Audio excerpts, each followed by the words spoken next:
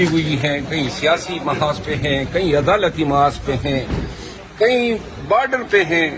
اب تو شہروں میں یہ لڑائیاں ہیں، دلی محلے میں لڑائی ہیں، پورا معاشرہ انحطاط کا شکار ہے۔ جب حکمرانی اس انداز سے ہوگی، جب 26ویں آئینی ترمیم کے ذریعے آئین پاکستان کا نشر ہوگا اور عدلیہ میں اب جو ہو رہا ہے، جن لوگوں نے 26ویں آئینی ترمیم کے لیے ووٹ دیا ہے وہ اب جا کے دیکھ لے سپریم کورٹ کی اعلیٰ تزار، ایک بینچ کیس لگاتا ہے اور اگلے دن جو ہے کہتے ہیں کہ تبین عدالت، اگلے دن کیسی، کوئی اتنی بے یقینی کی صورتحال ہوتی ہے۔ ہم نے پاکستان کی تاریخ میں اس سے کمزور ترین اعلیٰ تزار سپریم کورٹ کی نہیں دیکھی ہے۔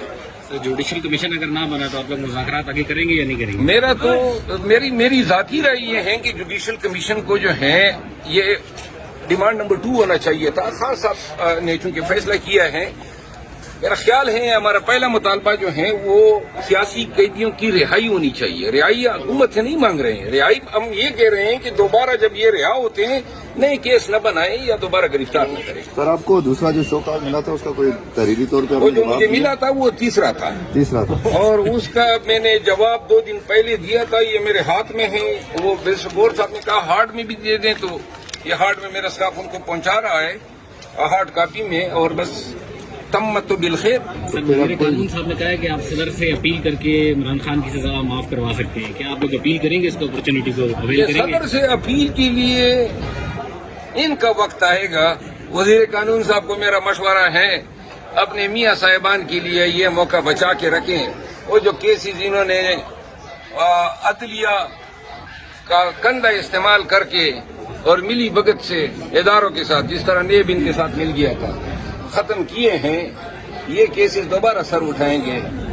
اور میرا خیال نہیں ہے کہ یہ سیاسی انتقام کا نتیجہ ہوگے، بلکہ جب بھی ملک میں نظام عدل بحال ہوگا تو یہ کیسز، تمام کیسز جو کرپشن کے ہیں، بدعنوانی کے ہیں یا اختیارات کے ناجائز استعمال کے ہیں، ان تمام کیسز کو تاثرنو جائزہ لیا جائے گا۔ سر، مذاکرات نہ ہوئے تو آپ لوگ پھر سے روڈوں پہ آئیں گے یا؟ انشاءاللہ ہم روڈوں پر بھی آئیں گے اور دوبارہ دکھائیں گے کہ پاکستانی قوم جو ہے وہ گولی کے زور پہ یا ڈنڈے کے زور پہ یا اختیارات کے ناجائز استعمال کے ذریعے 25 کروڑ عوام کو ایک مافیا جو ہے دبا نہیں سکے گا۔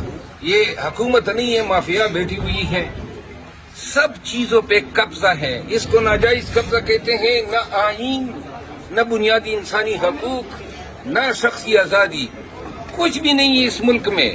اسی لیے تو ہم کہہ رہے ہیں کہ خدا را مذاکرات کے ذریعے اس ملک کو اور اس ملک کے عوام کو ان کا لوٹا ہوا حق واپس کر دو۔ بے شک آپ ہمیں مینڈیٹ نہ دیں، لیکن جو بنیادی حقوق ہیں ان سے تو بات آ جاؤ۔ کیا حشر کر دیا ہے اس پیارے پاکستان کا انہوں نے، اور اغراض اور مقاصد کیا ہے؟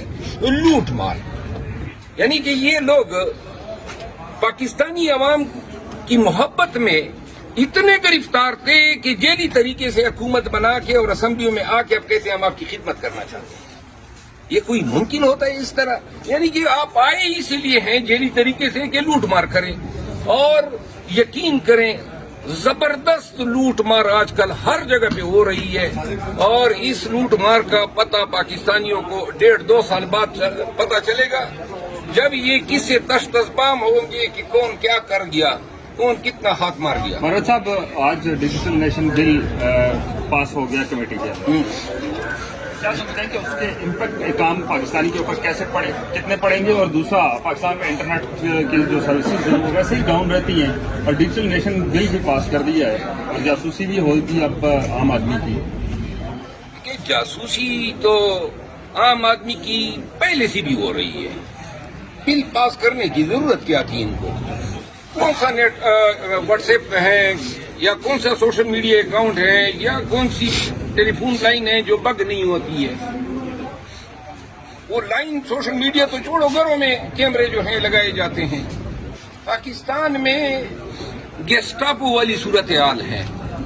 البتہ ایک چیز جو ہے وہ میں خود جو ڈالر کمانے کے چکر میں یوٹیوبر بیٹھے ہوئے ہیں بیرون ملک، انہوں نے جو گالم گلوچ کا کلچر متعارف کرایا ہے اور جو لوگوں کی پگڑیاں اچھالتے ہیں پاکستان کے اندر میڈیا کے بڑے بڑے لوگوں پہ جو گند اچھالتے ہیں، ان لوگوں کے حوالے سے اس قانون کی صرف اتنی حمایت کروں گا کہ جو لوگ اپنی خبر جھوٹ کی بنیاد پہ رکھیں گے اور اس کا مقصد کسی کی پگڑی اچھالنا ہے، ایسے لوگوں کو نشان عبرت بنانا چاہیے۔ ان یوٹیوبرس سے تو پہلے آپ لوگ آن کرتے تھے، ابھی آپ اس کو ڈسآن کر رہے ہیں اور ساتھ ہی آپ ان کو برا بلا بھی کہہ رہے ہیں۔ اگر کوئی ایک بیان میرا مل جائے، سر پی ٹی آئی کا اب میں اپنی بات کر رہا ہوں یار، پی ٹی آئی والے تو جب میں میڈیا پہ بیٹھ جاتا ہوں تو جب کبھی میں نے یہ نہیں کہا ہے اپنے منہ سے کہ میں پی ٹی آئی کا پالیسی اسٹیٹمنٹ دیتا ہوں، لیکن میں جو کہہ جاتا ہوں کہتے ہیں کہ وہ پالیسی اسٹیٹمنٹ نہیں دے سکتا ہے۔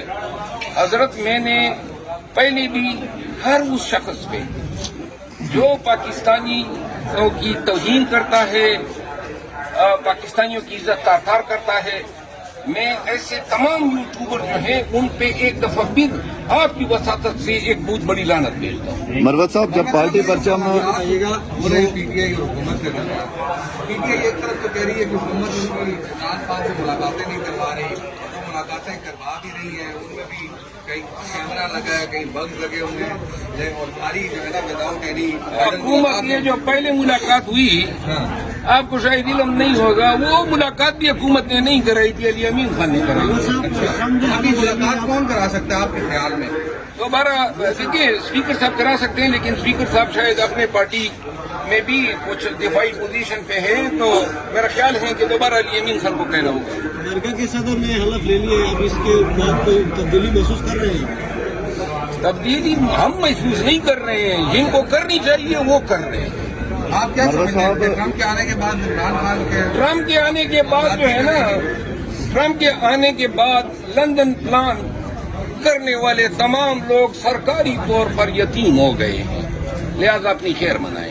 مروت صاحب جب ایک وقت تھا پاکستان عمران خان اپنی قوم کو کیا پیغام دیتے ہیں؟ کون سے فیصلے کے بعد؟ یہ جو ابھی فیصلہ ہے وہ نہ وہ پیغام تو فیصلے نے خود دے دیا ہے کہ فیصلے سارے اسی طرح ہیں، جو بھی فیصلہ آیا ہے آپ یاد کر لیں، ادھر فیصلہ آتا ہے دوسری طرف نیشنل میڈیا پہ آتا تھا، صاحب بیٹھ جاتے ہیں اور جناب ٹائیں لگ جاتے ہیں کہ ایسی تاریخ رقم ہو گئی، ایسے شواہد تھے، پھر ان فیصلوں کا کیا ہوا؟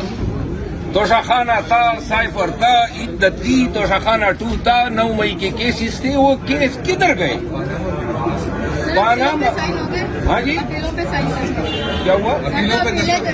اپیل انشاءاللہ منڈے کو لگی۔ مروت صاحب ایک وقت تھا جب پاکستان تحریک انصاف کا پرچم اٹھانا بھی ایک جرم سمجھا جاتا تھا، 4 لوگ جمع نہیں ہوتے تھے، اس وقت ایک نیا چہرہ آپ کی شکل میں سامنے آیا اور پاکستان تحریک انصاف کو اس نے دوبارہ جوڑا، سڑکوں پہ لایا، تو ایسے پاکستان تحریک انصاف کے اندر کون سے رہنما ہیں جن کو شیر افضل مروت کا چہرہ نہیں پسند اور عمران خان سے وہ شکایتیں، کیا کھل کے آپ ان کا نام لیں گے؟ میں گزارش یہ کرتا ہوں کہ یہ چہرہ ہر اس شخص کو پسند نہیں ہے سیاست میں، پی ٹی آئی میں، جو یہ سمجھتے ہیں کہ میں اس سے آگے نکل گیا ہوں۔ سیاست میں جو منافقت ہے وہ عبداللہ ابن ابی میں بھی شاید اتنی نہیں تھی، تو لہذا میرا قصور نہیں ہے اور نہ میں مفت کی سزا جو ہے اور یہ کمپین فیس کر رہا ہوں۔ یہ وہ بدبخت لوگ ہیں جو خود کام کے وقت کچھ نہ کر سکے، اب بجائے اس کے کہ کچھ آج کر کے دکھا دیں، ٹانگیں کھینچ رہے ہیں۔ بھائی کھینچنے دو، الحمدللہ ٹانگیں بھی ہماری بڑی لمبی ہے، ان کی عمر نکل جائے گی، لیکن مجھے متضل ایسے چہروں کے سر نام لے کے کیوں نہیں ان کو سامنے لاتے کہ نام دیکھو، کئی دفعہ میں نے نام بھی لیے ہیں آج زردگی صاحب کی فرمائش یار، میری بات رائی سعید صادر جو ہماری اوپر پڑی ہے، کیوں آپ لوگ اس پہ ہیں کہ ہم آپ کو کوئی نہیں نکال سکتا ہے نہیں، کیوں دیکھیں اب آپ ہمیں ملاکڑے پہ مجبور کر رہے ہیں کہ ملاکڑا لڑو۔